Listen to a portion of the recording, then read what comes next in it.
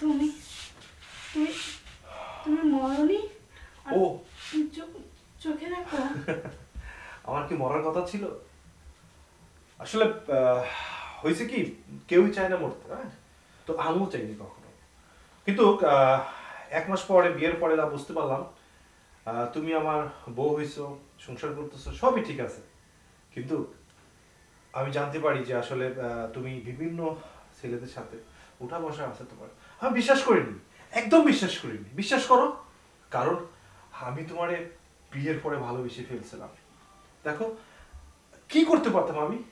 তারপরে বুদ্ধি করলাম যে আমি অন্ধ সেজে তোমার মতো মানুষের, সরি, হ্যাঁ, আমি অন্ধ সেজে তোমার মতো মেয়েকে আমি নিজের চোখে, কারণ আমি মন থেকে কখনো বিশ্বাসই করতে পারতাম না যে তুমি এই রকম।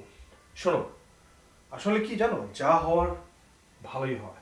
তুমি যখন আমাকে মরার জন্য বিষ মিশাচ্ছিলে, আমার এই দুইটা চোখ দিয়ে সব দেখছিলাম। যখন তুমি গেট খুলতে গেছো, তখনই আমি না ভাই, এখানে যেহেতু